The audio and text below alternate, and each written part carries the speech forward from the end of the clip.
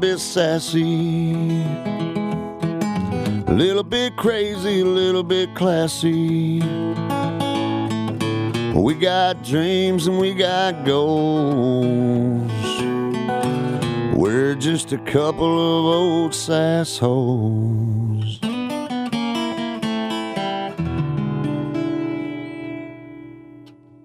Hello. That was the most intense intro I feel like I've ever had from you. What?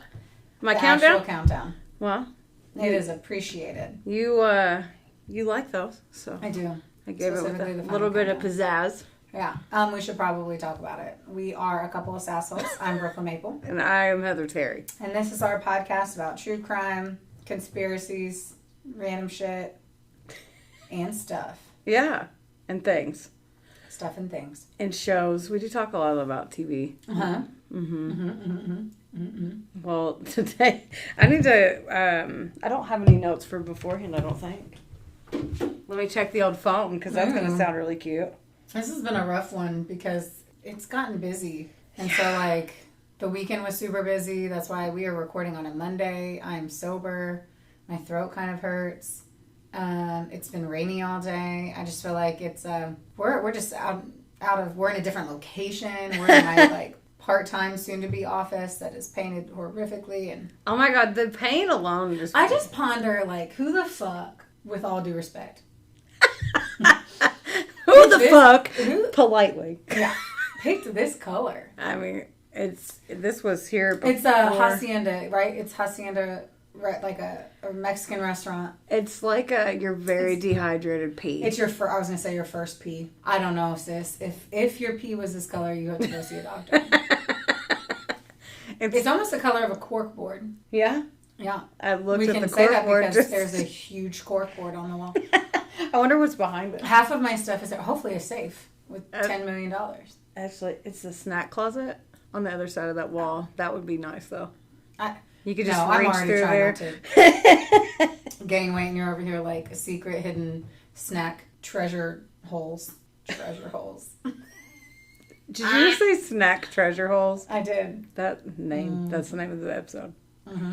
Great. So half my stuff is in here. Half of it. I moved it in here for. So your last. Am I allowed to talk about that? Because last time I talked about, you were like, I have a lot of emotions. That's your last. Oh yeah, we can talk about it. You have probably 1.5 days left. I would say 1.5. If they don't know it yet. She means 2. Air quotes. Right. I'm totally leaving after lunch on Wednesday. As you should. Yeah, there's no one there. No one gives 2 fucks. I'm not doing anything. I'm literally just a hot body in a seat. So I'm leaving. Hopefully everything's fine with that. I plan on having lunch by myself with a glass of Pinot Grigio. Reflect On the end of an era. There you go. Yeah. Internalize it and then go home and act like it never happened. Like I did with all my other jobs. Well, that's exciting. It feels weird. Yeah. Because it does. It's weird when you're talking to people and then you're like, I'm not going to see you after this day anymore. I also think, too, like, so many of the people I work with, I've never once in 7 years bumped into them outside of work. So I presume I shall never see you again. Maybe the grocery store. Grocery stores. It's where you always see them. Yeah, that's what I like to go with. I still find a lot of joy in grocery stores. I know you do. Well, it's fun when we go. Oh. I can do that. Cheers. Yeah. I'm going to try to take this hot shot. Speaking of drinks. Yeah, so I also failed at even remembering a drink. It's not even that. I was like, oh, it's Heather's turn. It's not Heather's turn. And never once thought to text, never thought anything of it. I really did not. It has been, I don't know, Marshmallow and Ethan had left yesterday. Who's that? Marshmallow is Travis's friend. He's the best. You just He's say just that like casually. A marshmallow.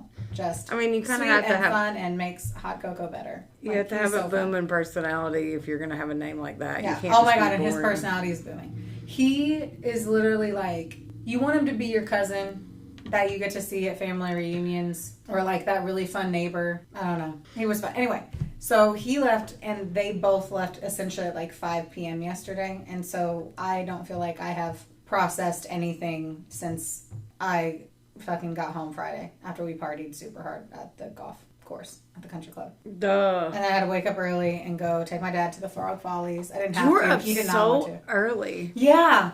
I'm glad we did because the gates open at 7. We got there before 7. We got there at like 7:04 or something. So the vendors, we basically had to like wait around for the vendors to open. But my dad did get a piece to his Bel Air, so that's good. The car and that he's trying to do? Yes. That's and exciting. I got a shirt. And I got to spend time with my dad and annoy the fuck out of him, which is always a pleasure. That's fun. It's an honor and a privilege. My dad's adorable, and so is my mom. And now my mom's going to come to Party Town this weekend Party at Maple Town. Manor with Heather. We're Because gonna it's do Fall Fun Weekend. arts. You changed the name. Well, it was Fall Fun Day. What was it before? Becky's Staycation. Oh, Fall Fun Day. Got it. She changed it to a day. She's already annoyed with me. No, it was Fall Fun Day on Friday, Twat Rocket. That's what's on the calendar. Oh, yeah. You're like, I don't know what time you want to start. I was like, at the time that it says on the calendar. I put it at 5 p.m. because that's when they were going to Well, sometimes it's just a placeholder. So that's why Yeah. I always have to come. We're going to have to start, I'm going to start writing placeholder. Yes. Yeah. Because that would help. Do we also have to record on Sunday? Yeah, we're supposed to record. Fucking fuck, man. Sometimes this podcast is too much work, bruh. We're supposed to record. You're doing a solo one, and we're doing two. We're doing 2? You do a solo one, and I do a solo one. So we'll be ahead. Ah, So we can take a break, though.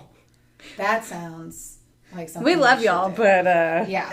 It's hard. it's a lot. hard work. It's hard out especially there you- for a pimp. It's hard. Man, it is hard. And then, like, we do it on So weekends, and we're so hard. busy. No. And then it's like, I'm not home, or crazy shit happens, and you never got to do your research. So then you're stressed out. Like, this shit will stress me out all weekend long if I know I haven't had time to do my research. And then it fucking worries me even more whenever I actually start working.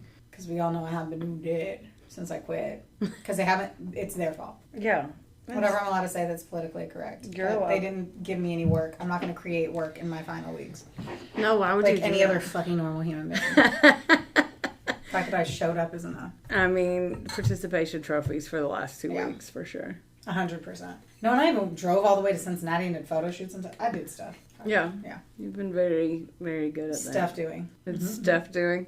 That's what I've been doing. Well, considering that, I went and got some because I never clean my car out. So I had some little airplane shooters in my car, and I had a bad-ish day at work with a good ending. So now I'm like, I needed a nice little nightcap. So Good for you. I'm gonna I'm going to leave here and I'm definitely going to get wine. I told Uh, Travis I need to unpack shit with a glass of wine. unpack. Yeah, I feel like I had an empty suitcase when I went to work today. And then my emotional suitcase got filled up. Oh, So we need to go unpack it so that I can then burn the suitcase and move on with my life, okay. which is how I feel about life. I don't need these suitcases. I do not hoard. I will unpack them and then let them go. They will be free. Yeah, I just yeah. Take it down the hatch, bro. I don't. It's hot. I couldn't. I would throw up. Like, you guys would definitely hear the vomit. Yeah, no, I can't do it. And it's 99 watermelon, so I feel like it's that shit we used to drink in college that tastes like Yeah. Smarties if you make Smarties with diesel fuel, Yeah. lit it on fire, and put it down your throat. Yes. That is what, and then the other one is Fireball, and they've been in 95-degree weather for the past probably 3 months. Oh, my fuck. Where are those from? My Mexico? trunk. Huh? Those from Mexico? Yeah. Mm. Mm. It's gonna be mine. Do you like that? What? What? Justin Timberlake? No? What? No, do it. Sing No, it. I just did. I what didn't know. I didn't know you were pay singing. I thought you were imitating Sling Blade or something. attention. Yeah, I was doing that too. Slipknot. Oh my god. Speaking of Slipknot, this has nothing to do with that. The fucking thing about Woodstock. Oh, the Woodstock documentary? Yeah. I haven't. I only watched part of it. So we threw it on the Televisione just to give some background noise because I just needed some for 2 seconds. And it was unbelievable to see. Like, the Woodstock producers definitely asked for it. The frat boys suck, but that's like, I mean, that's a given. Guys are fucking nasty, perverted, fuckwad fuckers anyway. That was back when it was more allowed for them to be like that, and girls were more polite. And Yeah. we're like, oh, I can't tell him no. Yes, you can. Mm-hmm, Kick him in the dick. That's what I always say. Verbally slash his throat. Oh my God. Yeah. For sure. Anywho. Yeah. So that was a good one. If you guys haven't watched that, watch it. I can't stop watching 90 Day Fiancé. Oh. It's For everyone so who couldn't hear bad. the look I just gave her, it was a scathing look. No, it's so bad. I can't stop. And it gets worse. Makes me just feel a little differently about you. I don't care. I love you trash at TV. 100% and I love you at 98%. I love trash TV. I know you do. And you don't think. You don't have to learn anything. You just learn. And it makes me feel better about myself. That I'm just like, well, it's a derby. I don't have to do that. So it's interesting. Yeah. It's interesting. It's like a train wreck. And I can't stop. I have a problem watching these trashy people. I hear you. I don't know what to say. Because I do not watch that. Or any trash TV. Yeah, you really don't. Reality. I hate it. Not unless I make you. I despise it. Not unless I raise I hate you. watching trashy people do trashy shit. I know. Good thing you didn't know me in my 20s. I don't know. I don't like to see it. Yeah. It makes me feel like it's lowering my my IQ whenever I watch that. That's how it makes me feel. Oh, I don't. Except for 100 Humans, we watched that one and it was because it was a scientific study. That's why I just like to. Because like, I don't want to think. Like I just want to. I have a problem though. Yeah. Like I listen to audiobooks every free second, so I'm constantly thinking always. Yeah. Like I'm never not thinking. My I like to turn my brain off and be dumb for a little bit. It's fun for me to disengage and be like, to lower it down. I get that. Is it bothering you? Always. My phone was splashing and I got text messages and I got to look. I didn't give you a specific look. I just looked at the phone that kept distracting me from our podcast. Okay, should we talk? Should we do this? Should we talk? I'll go first because you're going to sip your hot shit. So This one, we've said a few times that we were going to do, and then per the usual, we got distracted and didn't do them. So this is survivor stories of people in the wilderness specifically. Yours is wilderness, right? I just got so scared. Mm-hmm. Is it not? Yeah, I told you where it was. It's in the wilderness of the ocean. Oh, but it's wilderness. Yeah. That counts, right? Yes. You made me worry it was like a attack survivor. Oh, no. Yeah. Oh. Yeah. Well, oh, my. Okay. So, and then we got to figure out what we're going to do on the next one since we're fucking turning around and recording again in like 10 minutes. We don't have to tell. I'm picking my own. Yeah, because we get our own. We get to pick our own. Yeah. I'm going to pick whatever the fuck I want. Ooh, I already know who I'm picking. Anyway, I'm ready. And so this is and I did not know this one. Okay. So that was pretty exciting, and I specifically wanted a female. Okay. I'm feeling very empowered. Okay. Hear me roar, if you will. Sing the Katy Perry. No. The Eye of the Tiger. No, yes, all that. Just play that softly in the background while I'm doing this. Can you edit that in? Okay. I don't know. So we have to pay for it. You're right. And we have still made $0. Yeah. So the survivor story of Juliane Keopcke, I'm probably going to say the last name wrong, but it is what it is. The websites I use, The History of Yesterday, Wikipedia, and BBC News. So on December 24th, 1971, Juliane took a plane with her mother from her native Lima to someplace that is in Peru. Pucallpa. It literally looks like Pucallpa. Got it. To spend the holidays with her father. It was flight 508, and it was the company something, which is just Lanza. Lansa. Anyway, okay. So her mother had wanted to go home on like the 19th or the 20th, but she wanted to attend her high school graduation on the 23rd, so they stayed. Tell me how shitty of a graduation day that is, because it's the 23rd, and the 24th is Christmas Eve. I have heard that. It's been a while, though, and I forget everything. So Good, it's okay. Thank God. It's okay. Continue. Anyway, but isn't that crazy that she was graduating that day? Mm-hmm. I say that I graduated in December, so I guess. I too. Yeah. So her dad didn't want them to take the flight because he said that they had a terrible reputation already. So he wanted them to wait and take a different flight, but that was the only flight available because everything else was sold out. I feel like that's always important. Yeah. So they do mention that everyone was really angry because the plane was apparently 7 hours late too. So lots of shit. 7 hours. Christmas Eve, 7 hours late, just graduated. She's so it's like your flight luck? Okay. Or just the fucking world anymore. No, yeah, the world anymore. It used to be that I had a hex on myself, that someone somewhere hexed me with the inability to get on a flight at the projected time that the flight was supposed to happen. I mean, that's correct. Yeah. For years. I still can't tell you a flight that I had that's been on time since then. So I pissed somebody off, I think, in a Boston airport. Anyway, so Julianne's mother, just so you know, is an ornithologist, and her father is a biologist. Oh, so they're dumb. Yeah. They're not bright. Right. They probably didn't make any money. No. Mm-hmm. Oh. Ooh, Barracuda. So that Christmas Eve, Julianne was super excited, that she was going to see her dad, and they were going to classify insects and bugs. So, like, her fan bam was super, I'm going to use the word nerdy. I'm nerdy too, just in a different way. I'm not fucking with bugs. Ew, thank God. I know.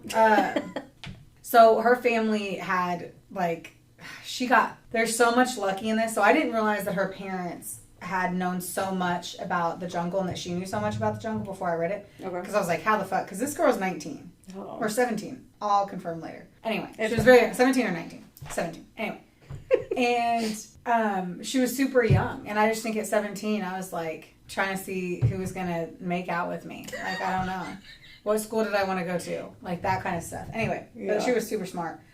So the flight was really calm until there was some turbulence that started. The plane had gotten into an electrical storm. And then she literally talks about how they were flying in, and then all of a sudden they just fly into this big black cloud. And so my mother and I held hands, but we couldn't talk.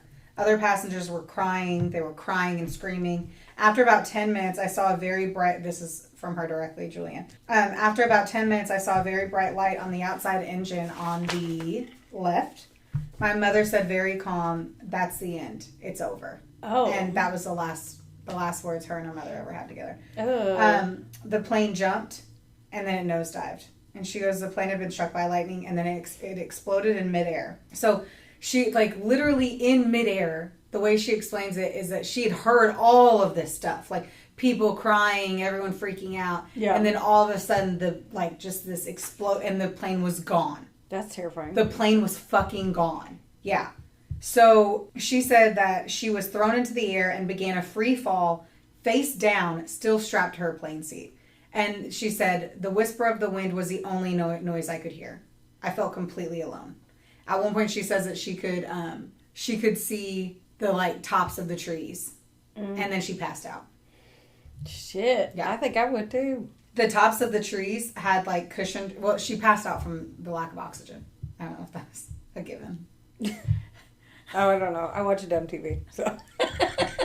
So, yes, the lack of oxygen is why she had lost, whatever, her consciousness. And so, they say that she had fallen 2 miles. Like, when the plane... when the plane had done its thing, it was 2 miles. That's wild. And she lived... which is insane. Although she didn't know it at the time, she was only 50 kilometers from Penguana. Yeah, okay. That's what I was thinking. A landscape that she had explored, so... Oh, she'd been there before? But didn't know. Yeah. But this is what I'm saying. Her fan bam was crazy. Like, we'll dig deeper. But she said that environment that many consider hostile was a paradise for me. So she came to consider, like, it. She said, it was in it that I could survive. I had water, I had sun, that was important. Perhaps it was luck because if she had fallen into a desert or the mountains or the sea or anything else, she wouldn't have survived. Yeah. But she just happened to have she grew up with biologists who had taught her everything about the fucking jungle. And she landed in the jungle. Yeah. That she had already known. Pause. Is this a movie? They should make this into a movie. This is a movie. Oh, it is a movie? Mm-hmm. Let's watch it. Okay. You don't have to pause. But it is a movie. And you want to know what? What? The producer who makes it a movie was supposed to be on that flight but had to cancel his flight and switch flights. What? And fucking ended up doing a movie on her. It's called Wings of Hope. Wow. Yeah. Sounds like if some people donate sanitary napkins.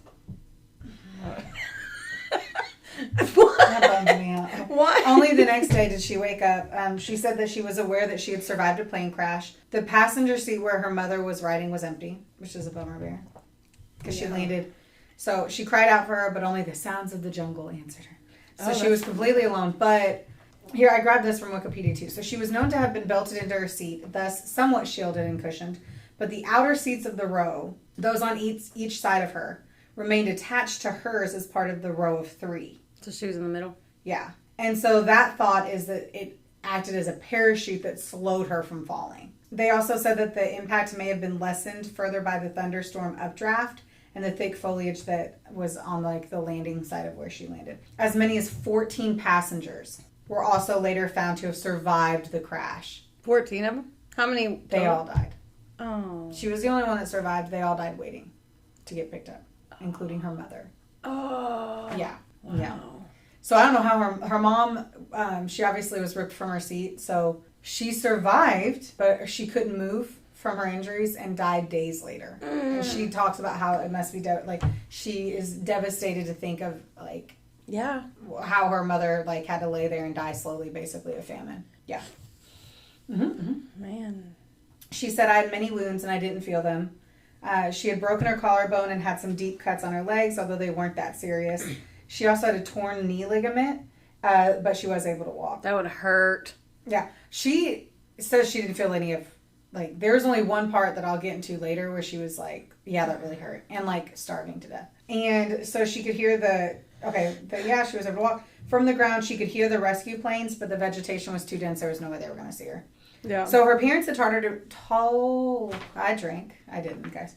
Her parents had taught her to move in the woods and to survive. She felt thirsty and licked up the water that was left on some of the leaves. And then she also found a bag of candy in the wreckage of the plane, and that's all she had this entire fucking experience. Shit. And I wonder so many times what kind of candy it was. Okay, I was going to ask you. I really wanted to know. God, I want to know too. Like, let's just say... It has to be a hard candy. Gobstoppers. I just feel like they would last. Is she out there a long time, I'm assuming? Oh, yeah. So, mints. The everlasting gobstopper. I want those little wintergreen things. What? Those sugar-free wintergreen things that you always have in your purse, like a Mima. That's butterscotch. Originals. I will be that. What? I will. Once I turn 65, Werther's Originals in my pocket. I'll be like, Cookie, give me some candy. Yes. Finally getting behind the nickname, Heather. Finally. No. Yes. Foxy Roxy. Mm-hmm. Foxy Cleopatra. If you want to be called Roxy or Foxy Roxy, I'll call you it now every day until the day I fucking die. You tell me, and that's what it will be. For now until forever. And I would love to be called Cookie. And you know what? I'm about to start a new career. It's time to be known as Cookie. You introduced me to everyone in this office as Cookie. I will check Cookie Maple. Are you... You can't even say that with a straight Cookie face. Brooklyn Maple. Yeah. Are you being serious? I'm dead. You can't even say it. Yeah, totally. But 100%. Like, yeah, people will be like, "Why are you calling her?" Because Cookie? you Like, picked. when she's 75, she wants to be called Cookie. Because she picked her own nickname out. Because I want to be an old lady named Cookie. Let me go. Anyway, so she only had a summer dress on and one single sandal. Oh no!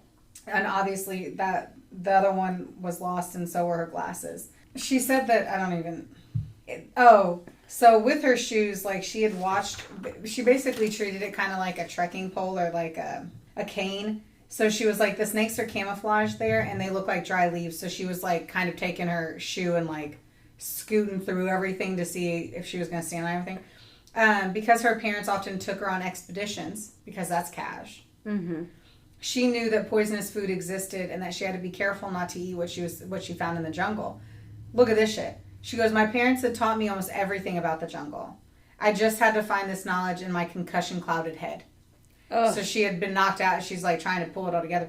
But in the expeditions, she had participated with her parents, taught her that it was safe to follow the course of water. She found a small stream and began to follow it, and that was the only way that she figured she'd be rescued. So on December 28th, 4 days later, she ate the last of the candy in the bag with the certainty that she would not be able to find edible fruit, since it was not the rainy season, and she understood that what grows in the jungle is usually poisonous. So smart as fuck. At least she knew that. She knew that. I wouldn't know that. I'd be like, that looks tasty. Like, I'm hungry. I ran out of Skittles. Look at that mushroom. Yeah. And then... Yeah. Mm-hmm. Mm-hmm. Just like that. Yeah. She said she was very afraid of starving. She didn't have... And then I thought this was interesting because it's like what she says. Mm-hmm. She's like, she didn't have knives to cut hearts of palm from the stem of palm trees. She couldn't cook the roots. And she dared not to eat anything that she found around her. So she just drank water from the streams. So on the fourth day, which is the 20th, she heard the sound of a vulture and was able to recognize it thanks to a year that she had lived on this reserve with her parents. She goes, I was scared because I knew they only land where there's a lot of carrion. And I knew that there were bodies from the accident. Carrion, which I was so blown away that was the word that was used, because I don't know what the fuck that is. I was just pretending I have no I Googled. It's decaying animal flesh. Ew. So how do you say it? Carrion. Oh. Like a carry-on. That's the whole time I'm like, what? Weird, I know. Yeah. So, basically now she's terrified. She's seeing vultures and she's like, I'm going to fucking see a dead body. Oh, yeah. Yeah. Well, she's probably scared she's going to see her mom. Yeah. Uh-oh. So, obviously the first time. Will you Google real quick if she was 17 or 19? I think she was 17. Well, this is a hot spot, so just wait 2 seconds, I guess. But Tell me your name one more time. Juliane Keopcke, like Juliane Keopcke. So she turns a corner. So she goes, when I turned a corner in the creek, I found a bench with 3 passengers rammed headfirst into the ground. Yeah. I thought we were taking a week off from all this. I don't, right? So you couldn't see their head. Like, and then, which is crazy. Yeah. Like, oh my God. Yeah. And she goes, I was paralyzed by panic. It was the first time I'd ever seen a dead body. I thought my mother could be one of them, which is kind of, not, I almost said entertaining, but not.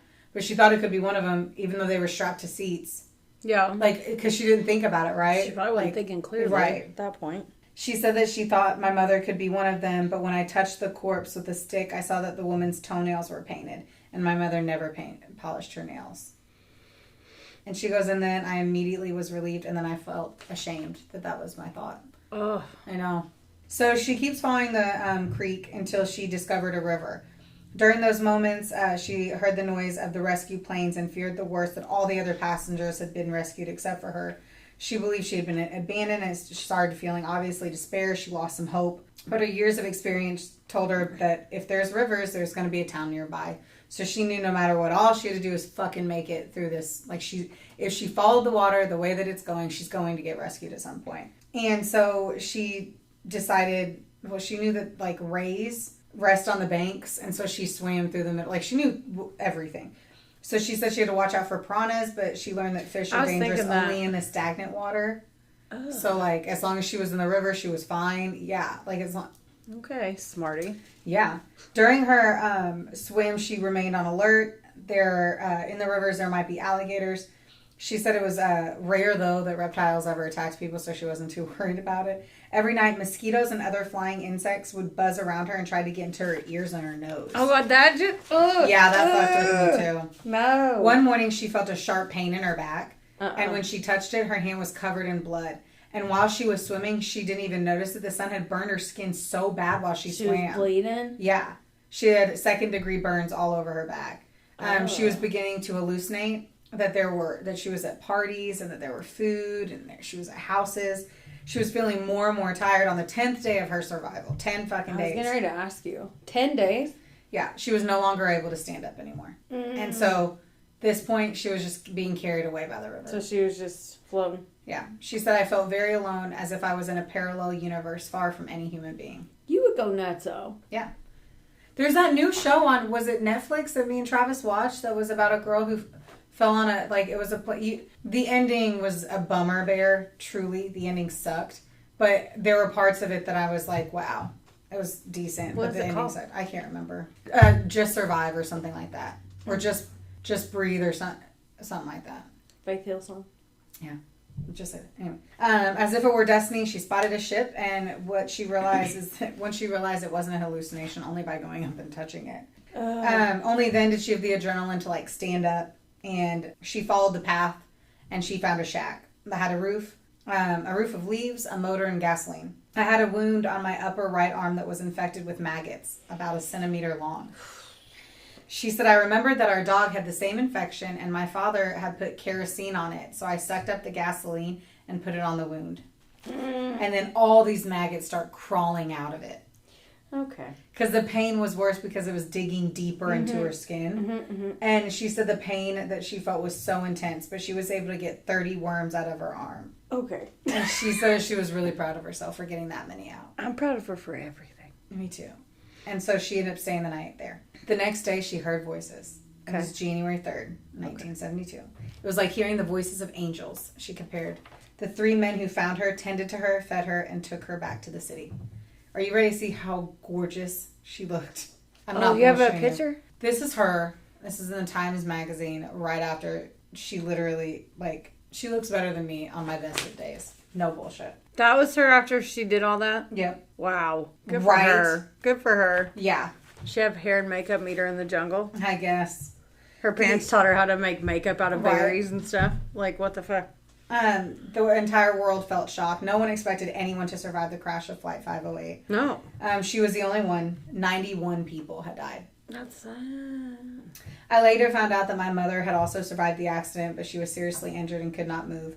She died several days later. It scares me to think about how her last days were. I mean, yeah. Yeah. Her odyssey traveled the world. In addition to writing an autobiographical book in 98, Juliane was the protagonist of Werner Herzog's documentary Wings of Hope.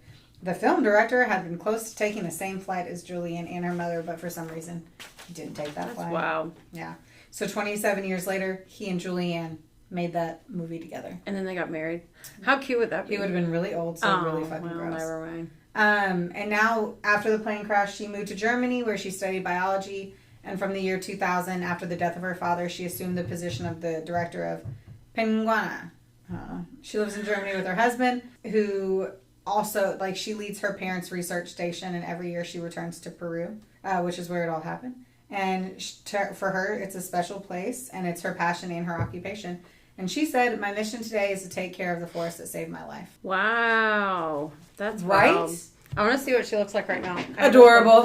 I have her pulled up. She's older, I would like to see. as you'd imagine, because she was 17. Was she 17 or 19? Yes. Oh, hello. 17 or 19?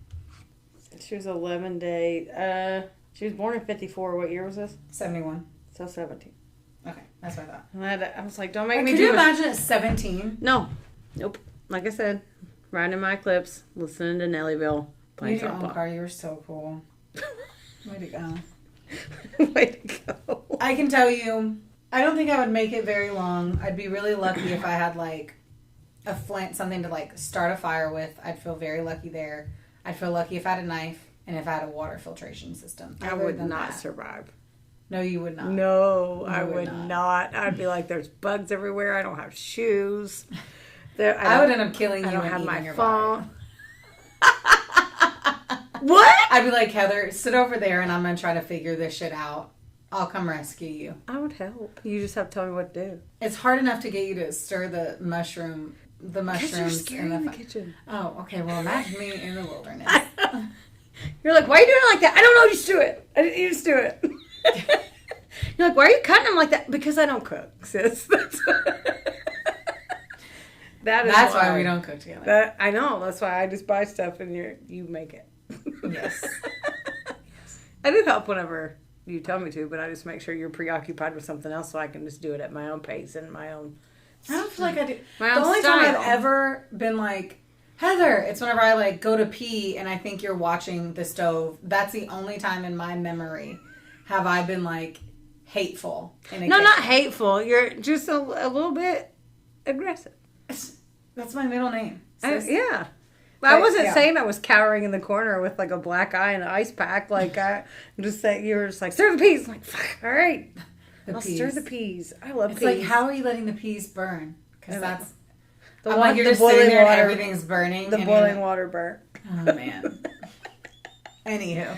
Yeah, that was a wild story. And it was a great story, and it just Yeah. makes me think of how many 17-year-olds are not nearly as amazing as Juliane Keopcke is. Yeah, that's pretty wild. Yeah. I have a surprise for you. You're not allowed to do that because I literally wrapped your gift and then I still left it. Okay, well, yours isn't wrapped. You But can't I was do going to a give random it to you. friendship gift. What? Because it shows that you keep random gifting me, and I'm not random gifting That's you. not- I that's- have a really cute present wrapped at home. The only reason why I'm doing this here is because it pertains to this.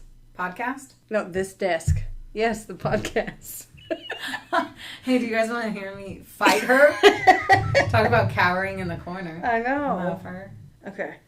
I'm so nervous. Why? Did you just have to wipe it off? No, there's a... Yeah, there is. because I put it in this... I threw it in this drawer because you were walking in. Because it's so dirty in here. No, okay. No, like for everyone who doesn't know, there's construction happening in this facility that has everything dusty. That's what I meant. It's not dirty. Yes. Like, okay. Well, this has to do with the desk? Oh, it has to do with the podcast. The desk.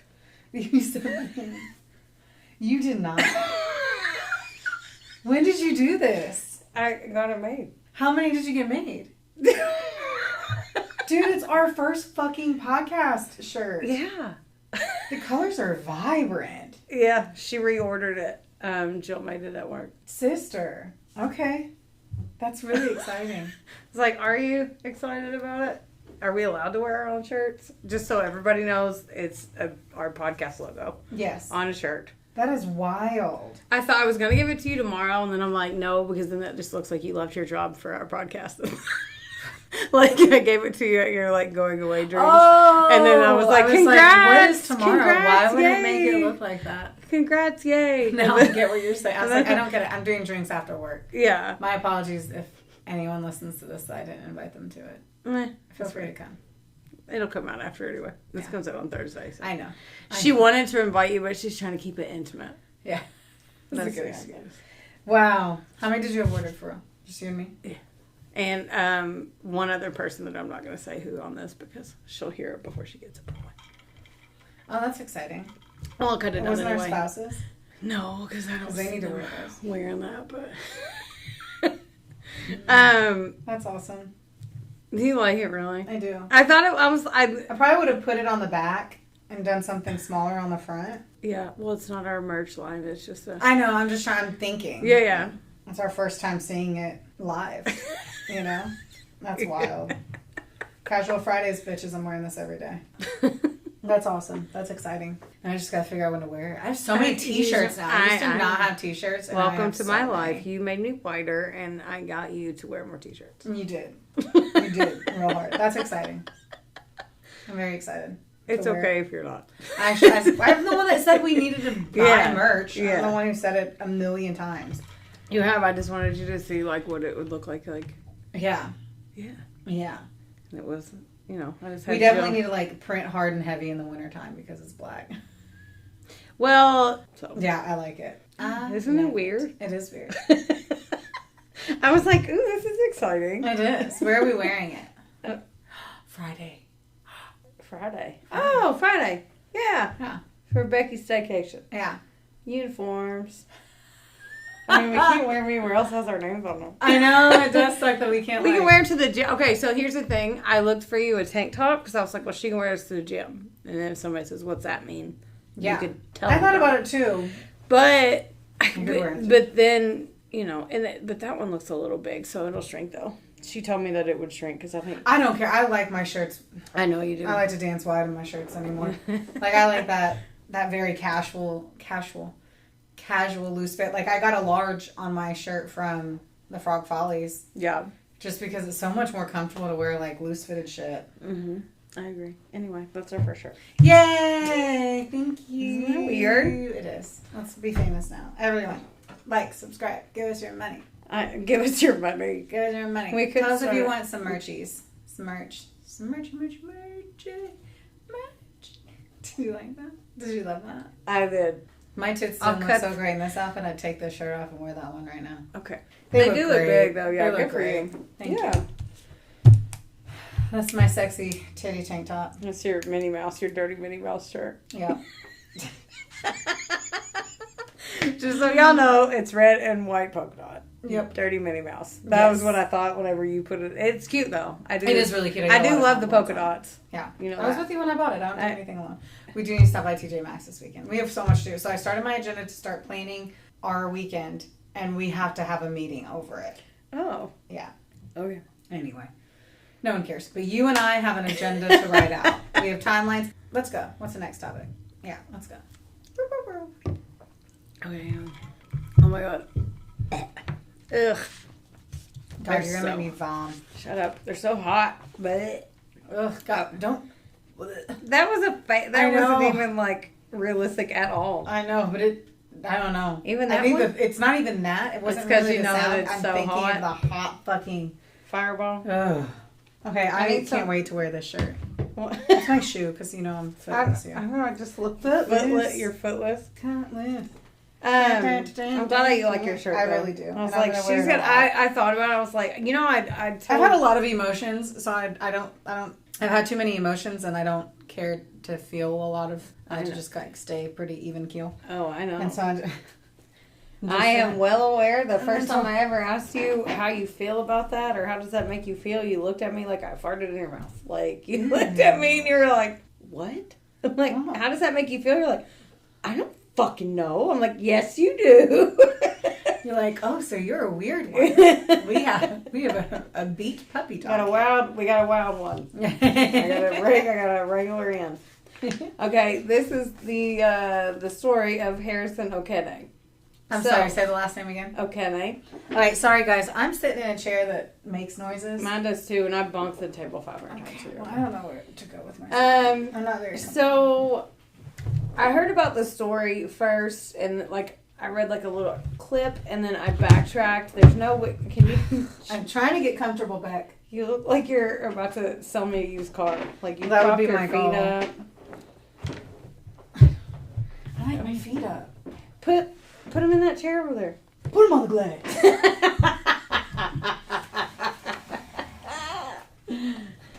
Okay, I'm listening. Ignore the fact that my voice is bebopping through town. I spilled water on my floor. Well, it's your fake floor. Okay, so my sources are Twisted Travel and True Crime Podcast, Medium.com, and then not Wikipedia, shockingly. Wow. There was a few- because you said it wasn't. Yeah, there's a few other podcasts too, but like mostly I got it from Twisted Travel. She like lives on a boat, and so normally she edits out the boat noises, but in this one she left them in. So I'm listening to this story, fucking cock, bro. and it's about Okay, I'm ready. Okay. Focused. there's not So she lives on a boat, but she didn't. the girl that I got a lot. Did of you this get info- seasick? No. I probably would So yeah, probably. There's not a ton of info on his background, which is weird because you know that I like to do have. I'm the trying not background. to I move mean, this my is jeans on my chair. I'm sorry. Okay, everything's like fine. you're gonna have to. I'm not gonna move anymore. You're like holding your breath. Yeah, You're I'm ready. ready. I'm gonna dive right in. No pun, Dive in. No pun intended. Okay, so in 2013, the Nigerian cook Harrison Okene was working on a tugboat called the Jascon 4, along with 12 other crew members.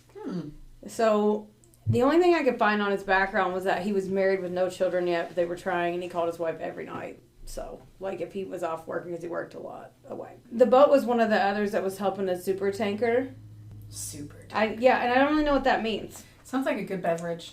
No, super. Can I get the super tanker? It's like me when I go on autopilot. That's what Will said the other day. He goes, yeah, when I picked her up, she went on autopilot at about 6:30. It's a club. It was funny because it was true.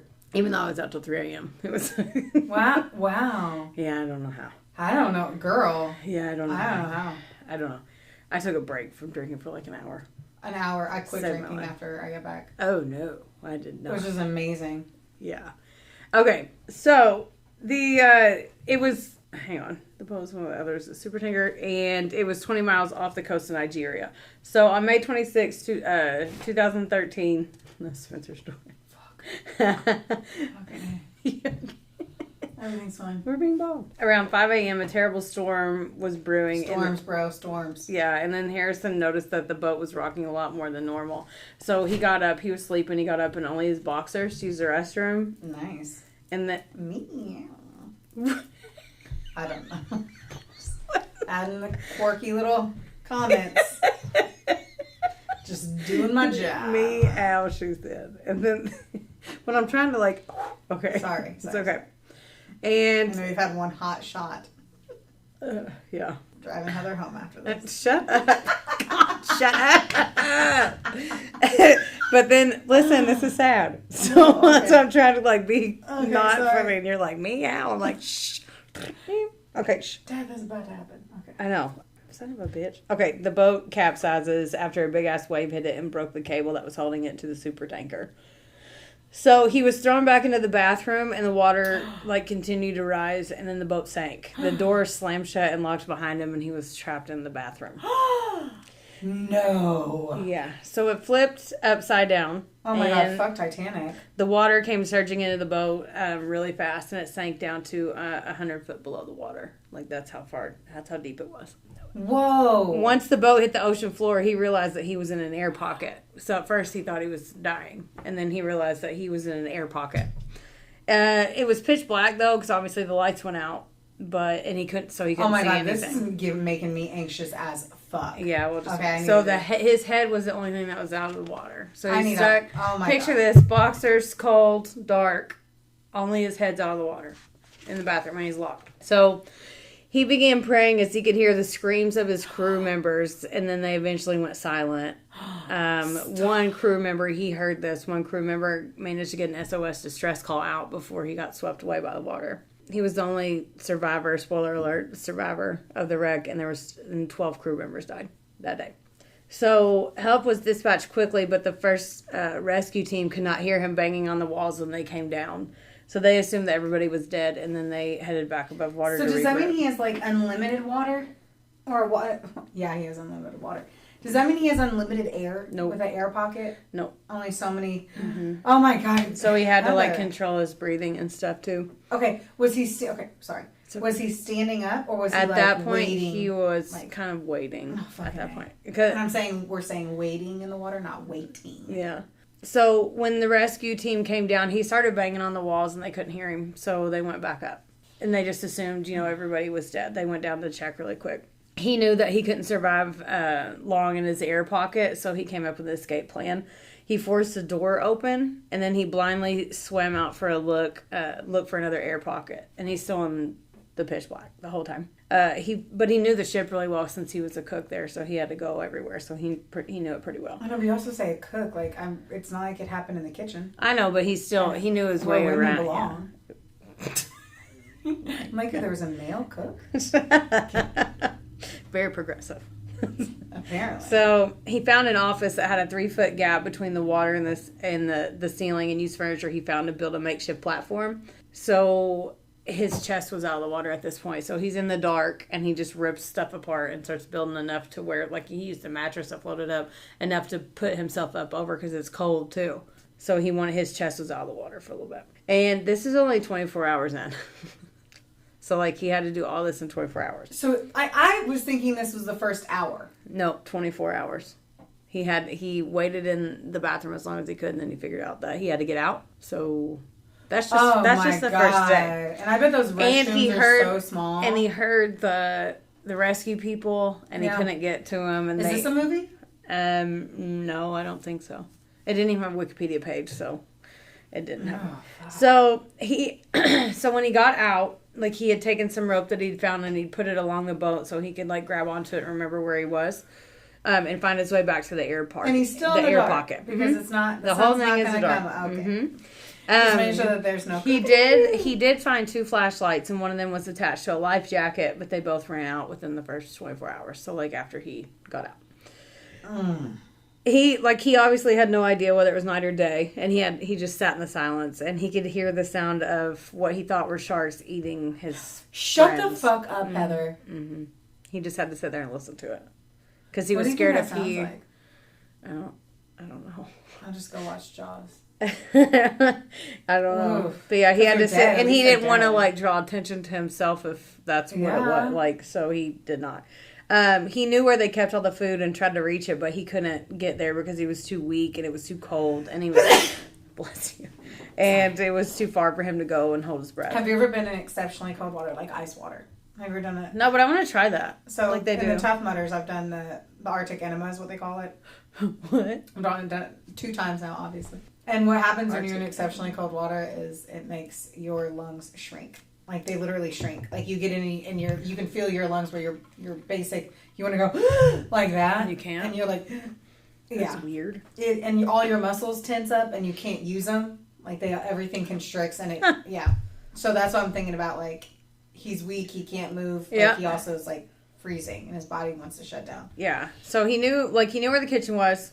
It was too cold. He was too weak. He couldn't get there because it was too far for him to go under and hold his breath to get there. No. The whole time he was there, and I'll tell you how long it was in a second, the only thing that he had was 1 can of Coca-Cola.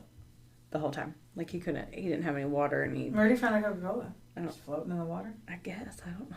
I don't either. They didn't say. There, thank God. They never said where it was. See, and so I would think, too, there'd be so many opportunities where you'd be like, I'm just going to drown myself. Yeah. He was very religious, so he prayed a lot during then. I thought you were going to say he wouldn't commit suicide. No. On the second day, a new diving team was sent out to see what they could salvage from the wreckage and to get the bodies out because they just thought everybody died. I mean, 100 foot underwater. Yeah, it was literally upside down. So he heard them, but they couldn't hear him when he was screaming. So then he started praying again. Like, he knew they were there. They couldn't hear him. He dove under the water and went as close as he could to the sound, and he started hitting the metal with a hammer, but until he got too cold and too weak and he couldn't do it anymore. He finally saw a light and a diver going past him, so he was like fuck it, I gotta swim towards that. He couldn't catch up with them and the light faded away. So he knew if he would have kept going, he would have drowned. So he went back to his air pocket. And I like how I'm pointing and no one can see that. So the divers came to the surface with 4 of his crewmates, and then they regrouped and returned on the next day. So this is day 3. He's been down there. The divers prep early for another day of recovery, and there's a limit to the amount of time the divers can spend underwater. Yeah. Because they had like a tube feeding them air, and they had like a space helmet instead of like scuba gear. And they have to be really efficient because they can suffer from narcosis, which is also known as the martini effect. Ooh, tell me more. Which is when someone is at a deep depth for too long or being put under anesthetic or drunk, like cloudy brain. It goes from all the way from having cloudy brain to being knocked out. So this can be reversed if you rise to the surface slowly, but if you go too quickly, you can die from nitrogen bubbles that form inside your body. Yep. In the lungs, which I did not know. Yes. And can kill you when it's not treated. So You can also die from like running and did you know you could die from running in really cold temperatures, like freezing? It freezes your lungs and then you choke to death on blood. that's terrible. Yeah, there's a lot of horrible ways to die. Okay, well, I don't want to die running, so I understand. ever. I understand. No. That's not my end game with you. That's no. So don't ask me to go running because I'm scared now. Oh my god. Okay, now I lost my spot. Hang on. Okay, so they got into the boat much easier this time because they had already busted through the doors and all that stuff. He saw the light again, and he couldn't get him. He couldn't get to him again. Like he couldn't. From their pants. Yeah, I know. So he saw a second diver who was moving by the field of the cabin and speaking with the crew above. So keep in mind that's the second day for the diving team, but it's the third day for him right now. Right. Okay. So because I got confused a little bit when they kept saying second day and third day. They're like, this is his third day, their second. So the diver that was down there was talking to the people so they could track him and everything. And then he was like, fuck it, all right, I have to go. There's no... Yeah, imagine seeing that's the third time he's seen like a light at the end of the tunnel. They're gonna stop coming. Yeah. And so then your opportunity is completely done. So he used the rest of his strength to swim to him, and he knows that he's like, I'm gonna scare the shit out of this guy. Like the guy can't see him. He can't see anything.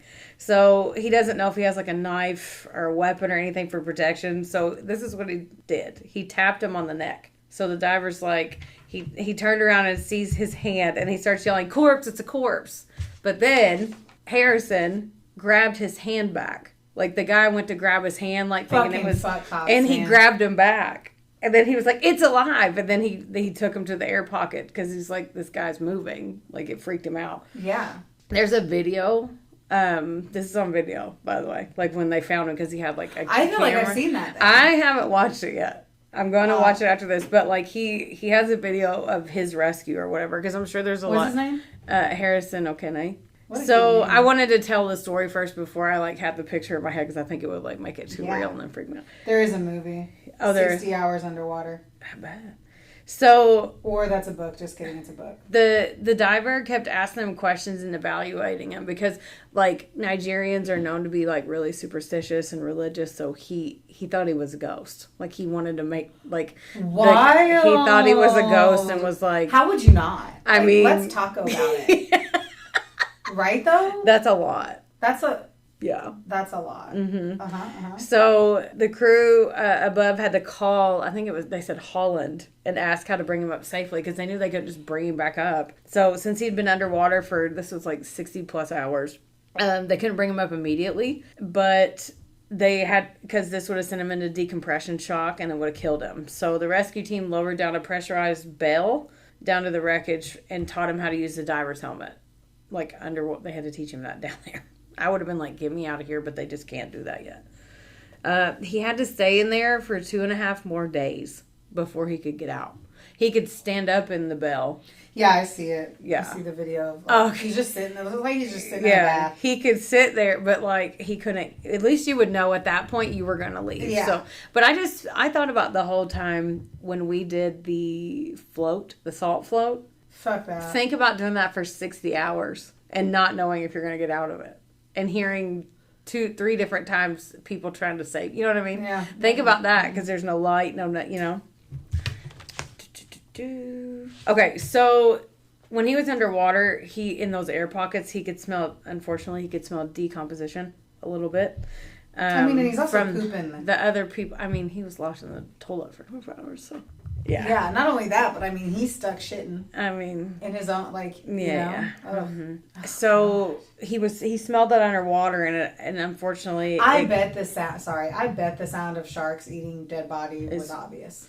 Do you know? I'm like, what would that sound like? How would you know? Now after just kind of briefly scrolling and looking at the videos, it's like, oh, he would have fucking known. Yeah, he would have. You couldn't hear anything but the you boat would hear settling, there's no way. Okay, sorry. So smell decomp. The smell, yeah, it actually came up with him because his tongue began to rot out because of all the salt water that he got in his mouth. It was so much for 3 days that you could smell his own decay. So he could smell his own decay. Mm-hmm. His tongue was rotting out of his mouth. Fucking fuck, man. Sis, we're not doing a good job at taking a breather, bear. No. Okay, I'm going to do a story on the true meaning of Christmas. That's going to be my next story. It's going to be about Santa Claus. How and where Santa Claus came from. The Tooth Fairy's origin. Yeah, right. We'd find some. Tooth Fairy's terrifying. See. That one's a creepy one. They be stealing them teeth out of your head. Wow. Anyway, sorry. So after he got out of the hospital, eventually he went to his pastor, and his pastor even asked him, and he meant it, if he used black magic to stay alive. Because, like I said, very superstitious and religious. So he wasn't even able to attend his fallen crew members' funerals because of 1, guilt, but 2, because he was scared their families would think the same thing. And he didn't want to disrupt their days, their memorials or whatever. Oh, because one person survived because he had to pee? Yeah. That's how. No, yeah, I know. Yeah, this is that girl lived. That's only why because of where she sat. That's why I picked the story. Because you pee in the middle of the night every 5 minutes. Okay, you know what? No, it's what? No judgment. I was going to tell you, look, you would survive. Thank you for telling me if a boat capsized, I would survive because I peed. The big difference there is I don't know that I have the strength that I would have survived it. I probably would have just chugged water and said, good night. So to this day, obviously, he wakes up with nightmares and feels like he's sinking and has night terrors and stuff. God. While he was underwater, he made a deal with God that if he survived, he would never get back on a boat again. However, 2 years... He bought a yacht. After vowing never to get on the water again, Harrison Okene actually became a certified diver. To save people? Just to do it. I'm sure he would. Yeah, but raging heart. I would never want to go in the water again. No, I would cry if I stepped in a puddle. That was too much. See, I think I'd be okay with that. I just wouldn't want to. I wouldn't go on a cruise line. You know what I'm saying? But I would go on my own little boat. It's so weird that was the thing because yesterday we were out on the boat and we literally were in the Newburgh Lock and Dam, right? And and we could see from the top. I don't know how to explain it, but you only get to see this much sky over there, so you can't really tell anything. Well, the second that they open, we're like, oh fuck, and the waves they were really chill on our side, but they were boom, boom. Oh, yeah. Huge waves because of the storms that had been going through. And that was the very first time did we actually have to double check that we had stuff in the lock boxes. And Travis was explaining where to get all the life rafts from because if we just took a wave, we'd go under. That was it. We would have lived as long as we had our life jackets on. Yeah. And you weren't in that environment. But that was the first time I ever took us in our boat seriously is we could sink. That was mind blowing to me. Yeah. I couldn't imagine what this guy went through. My goodness. That's I haven't watched the what year video was this? yet. 2013. That's why I remember it.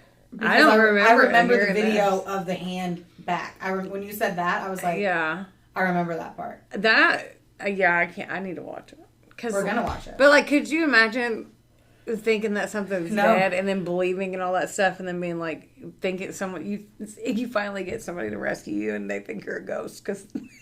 You're not supposed to live. They said something scientific about the air was compressed 4 times as much as why he lasted, because scientists said that he probably would have lasted 2 more days down there, in the air pocket where he was, because of something with the air and I was scientific. And maybe if I didn't watch 90 Day Fiance, I'd be smart enough to know. But I don't know I don't know that I would know. Thank you. I don't watch that show, and I don't know that I would know. Okay, that's good. But yeah, that's the Yay story of to him. Harrison Okene. Did he make money off of this? Did he get money, honeys? I'm sure he got money somewhere. I didn't look as Yeah, I don't believe hard him. into it. Let me see if I can look up his net worth real quick. Just Googling his net worth. He didn't even have a Wikipedia page, so it's a little hard to do. But there's a lot of people that have made posts and stuff about where he is now. What else are in your drawers? There's like, ow. Damn it. That hurt. He was in basically a fucking tugboat. That is so crazy. Mm-hmm. I'm looking through your drawers. Go through those drawers. There's a gold Sharpie. Let's steal this. Poor guy. Anyway, I don't see his net worth, which means he's probably like me and doesn't have one. Well, Because I don't. yeah, there's other people are talking about like his wife got worried and then his brother got the call that the boat went under, but he wanted to hear more info before he told his wife. He didn't want his wife to freak out yet before he didn't know the whole story, so he waited to tell her. Like his brother didn't tell him that he died? His brother didn't tell his Harrison's How did he not wife. see the fucking news? Well, I mean, it didn't. Every video of this was from the news. But, you're But right, then it was because after. because he survived. That's crazy. Yeah, she found out. I'd He be told her pretty after pissy. she got I'd be the like, thing. oh, his boat sunk? I could have been processing this. Yeah. Because there's no way he would have lived. Like, the fact that he lived, if he didn't believe in dark magic, he needs to be getting voodoo all up in that shit. I'd be going straight up to Louisiana. I'd be trying to find a little coven. I'd be like, Hennies, show me your way. I am your Messiah. Yeah, that's what I would do. I wish y'all could see her face right now because she's really dead ass. I am dead ass. Dead ass.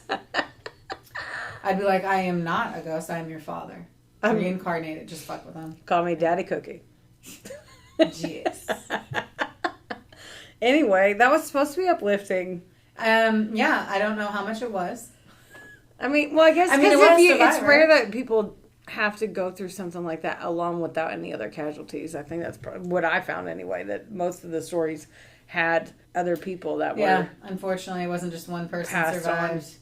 It's not like one person just goes on an Like the one guy who went on the fucking hike and falls into the ravine at Canyonlands. You know the guy who cut off his hand?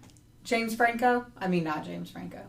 You have to know that one because it was, oh my God. James Franco. If you don't know that, you have to, like, sis, it was the biggest thing ever, that hiker. I specifically didn't pick him, even though it was in the Canyonlands, because I was just there. Because the movie came out and it was such a big deal. You couldn't have Googled a survivor. He's the #1 most known survivor of anything that's ever happened. Whenever I look him up, I always put, like, stories you never heard of, or I try to look up. Yeah, but you really, like, this I guy didn't happened have in any. our, like, I know, but this happened in our, we would have heard about it. Like, it would have been a No, casual. I believe you. I just haven't. Did you hear about Lori Voorhees? Like, that same fucking Valos, whatever that fucking crazy chick is? God, why can't I find that dude's name? I don't know, man. The guy who, what is the movie? I don't know. It's going to drive me. I know. It's going to piss you off. Give me 4 seconds. 5 of the Great. There it is. Probably this one. Dun, dun, dun, dun, dun, dun. Nope, not finding it. Anyway, Nope. everyone's screaming Pause it right now. I don't care. You're going to cut it. Cut it out. Yeah, here it is. Aaron. Fuck, that was bothering me. Aaron what? Ralston. Mm-mm. Aaron Ralston. He went hiking by himself. Fail. You're not allowed to do that. That's the rule. He falls. His hand gets smashed between... His book is literally a rock and a hard place. I mean, you can't. So he falls, pick his a hand gets better- stuck, he stays there for what, like 5 days? That's what sucks, is he stays there as long as he does. Can you imagine being... Yeah, Aaron, the Canyonlands. He was an outdoorsman, 172 hours, that was the movie. He was there for 172 hours No. before he slowly had Sawed his to hand off. self-amputate his arm in order to free himself. Did he get he had out? used one of his tiny little, like, travel tools. I'm talking slowly, ripped off his hand. And then I think, and he did that in under an hour, but then he almost, I don't think he found anyone for like 2 more days after. Like, just pawless. Mm-mm. We Yeah. could have done Mary, what's her name? That James Franco got all those, all the accolades for it because it was literally a movie about just him in a ravine. Just him in a ravine. Oh, wow. Yeah. He's a really good actor. He And is. he's very cute. Yes. And so is his brother. His brother Who's is his much more brother? my speed. Who's I his don't know. brother? James Franco's brother. John Franco. Yeah, something like that. Is that what it is? No. What is this going to be, the Google episode? No, I want to see what his brother looks like. Oh, hotter than sin. Okay. James Franco brother. Daddy Franco. I wonder what Daddy Franco looks like. Fuck, we're just talking about Franco. He's cute. He's real cute. James Franco has a fun personality, though. Okay. Anywho, so people survived some crazy shit. Yeah. Was it everything you hoped for? This is what you wanted to do. Yeah. Every podcast episode of ours is everything I dreamed it would be. You're so full of shit. No, it was nice to change up the storyline. Yeah. You know, doing a plane crash was weird. Yeah, and I know nothing about boats, so I learned Only a lot. the hose. The boats and the hose. I didn't know. What was it? I wasn't sure. Well, If you Anywho. The next time, no, I keep saying that. The next time that we record, we're not going to be coworkers yet because we're recording in 12 minutes on this weekend. Yeah. On this weekend. On this weekend, just. We're going to do 2 this weekend. Yeah, we got to figure out when to do that because don't forget Mama Maple's going to be in town. We're going to figure it out. We're going to figure it out. It will be figured out. It will We be. can have her as a guest. You're shaking your head no. Nope. Nope.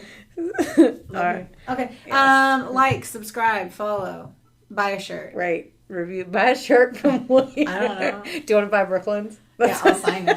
I'll sign it. I'll wear it and then I'll sign it. How's them apples? Real Ooh. kinky shit. Brum, brum, brum. Okay. Ding, ding, ding. Ding, ding, ding.